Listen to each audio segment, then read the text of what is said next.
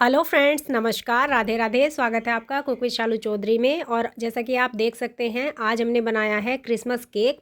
और ये हमने क्या, ये मेरी एक्चुअली छोटी बेटी ने बनाया है। मैंने आपसे बोला था ना कि मैं विदाउट मेजरिंग कप्स और स्पून्स के ही केक बनाना सिखाऊंगी। तो एक्चुअली उसने ना शुरुआत कर दी मुझे बिना बताए, मुझे पता भी नहीं चला। और कुछ क्लिप्स उसने बना भी ली। उसके बाद तब मैंने उसको थोड़ा सा सपोर्ट किया। तो आप देख सकते हैं केक बहुत टेस्टी बना है, बहुत स्पंजी बना है।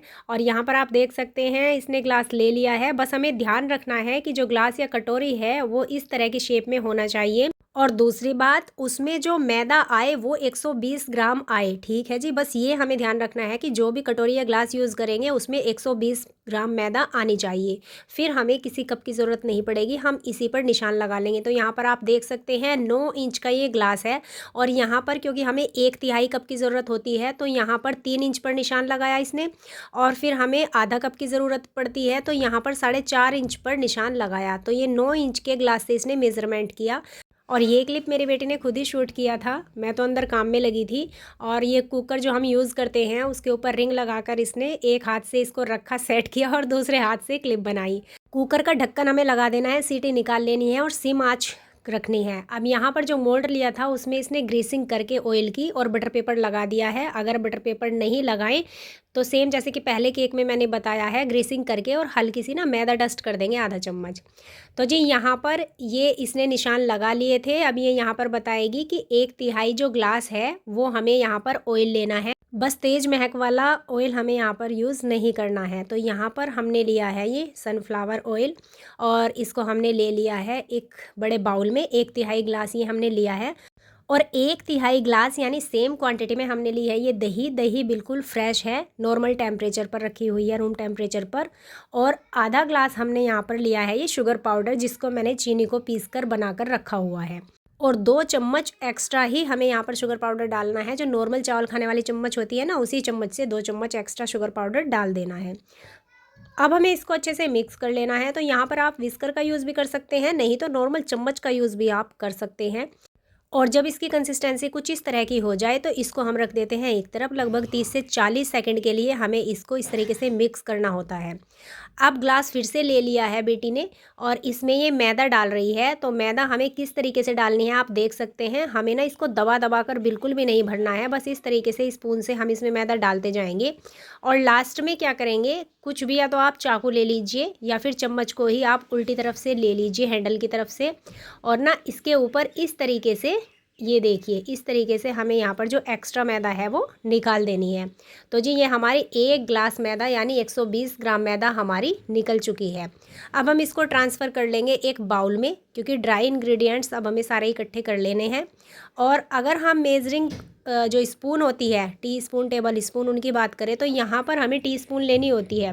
तो ये 5 ग्राम की जो एक चम्मच है, घर में छोटी बड़ी हर साइज़ की चम्मच होती है, तो आपको ध्यान रखना है कि जो चम्मच आप यूज़ करें वो 5 ग्राम की हो, जिसमें आधा चम्मच हमें लेना है यहाँ पर बेकिंग सोडा और 1 चम्मच डालना है बेकिंग पाउडर उस चम्मच से। ठीक है जी। और इसको हमें अच्छे से छान लेना है। अब यहाँ पर इसने नमक नहीं डाला था, ये नमक डालना भूल गई थी, तो नमक इसने बाद में डाला। नमक हमें केवल 1 चुटकी डालना है और इसको भी हमें इस तरीके से छान लेना है। तो जी ग्लास का मेज़रमेंट सही हुआ, चम्मच का भी सही हुआ।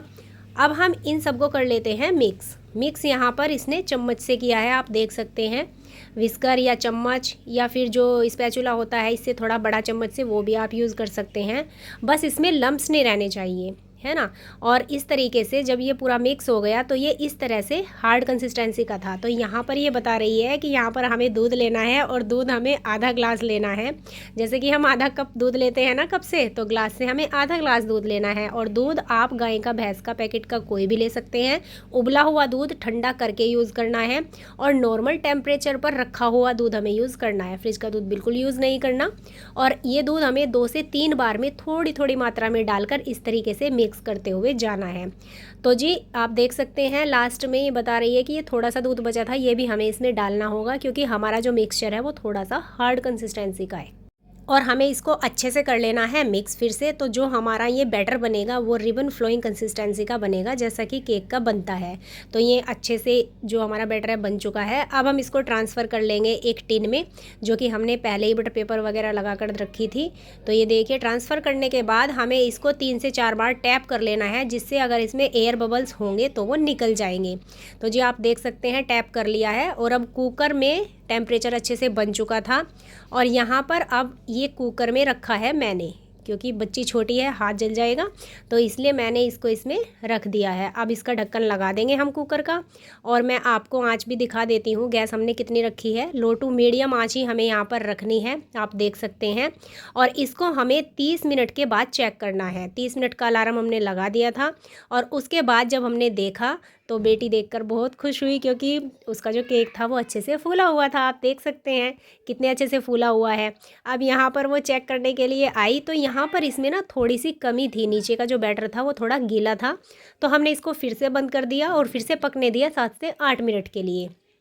और 7 से 8 मिनट के बाद जब हमने दोबारा चेक किया तो हमारा केक जो है वो परफेक्टली पक चुका था। इस बार जो टूथपिक निकली वो बिल्कुल क्लीन निकली। तो जी आप देख सकते हैं बिना मेजरिंग कप्स के, चम्मच के, अवन के हम इजीली केक किस तरीके से बना सकते हैं। और कोई इसमें एसेंस भी नहीं डाला गया है। यहाँ पर हमने टिन को बाहर निकाल लिया है, और इसको हम छलने से ढककर रख देंगे लगभग 1 से 1.5 घंटे के लिए, जिससे ठंडा हो जाए, है ना। छलने से इसलिए ढकते हैं ताकि केक की जो ऊपर की लेयर है वो ड्राई ना हो, मॉइस्चर उसका ना उड़े। और इस तरीके से अब हमने इसको ट्रांसफ़र कर लिया एक प्लेट में, और जो बटर पेपर है वो हम हटा देंगे। तो जी आप देख सकते हैं कि जो हमारा केक का ब्रेड बनकर तैयार हुआ है वो कितना फ्लपी है, कितना सॉफ्ट है। और हाइट भी आप देख सकते हैं कि कितना हाइटेड बनकर तैयार हुआ है। इसमें कोई एसेंस वगैरह हमने नहीं डाला है। ये देखिए कितना सॉफ्ट ब्रेड ये हमारा बना है। और जैसा कि मैंने पिछली वीडियोस में भी बताया है कि इक्वली 3 निशान लगा लेंगे, और इस तरीके से धागा लगाकर धागे की हेल्प से हम इसको काट लेंगे, 3 हिस्सों में डिवाइड कर लेंगे। तो जी बिटिया रानी ने भी वही जो इंस्ट्रक्शंस थे फॉलो किए, और इस तरीके से इसने 3 पार्ट्स में डिवाइड कर लिया है ब्रेड को। और उसके बाद टर्निंग टेबल के ऊपर बोर्ड रख के, और उसके ऊपर हमें क्रीम लगानी होती है, जिससे कि जो हमारा केक है वो इधर उधर ना भागे जब हम उसकी फ्रोस्टिंग करते हैं।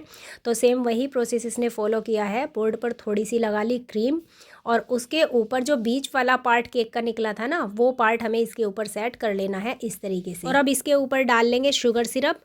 शुगर सिरप डालने के बाद फिर से इसके ऊपर हम लगाएंगे क्रीम, और इस तरीके से उसको इक्वली फैला लेंगे, और दूसरा पार्ट इसके ऊपर रख देंगे।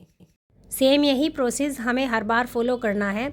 और इस तरीके से तीनों हिस्से हमें यहाँ पर सेट कर लेने हैं। बस जो नीचे वाला हिस्सा होता है ध्यान रखना है कि वो हमें सबसे ऊपर लगाना होता है, जिससे जो हमारे केक की ऊपर की सरफेस है वो बिल्कुल इक्वल रहे, यानी प्लेन रहे। तो जी आप देख सकते हैं दूसरे हिस्से पर भी शुगर सिरप डालने के बाद और इस तरीके से क्रीम लगाकर बेटी ने सेट कर दिया है।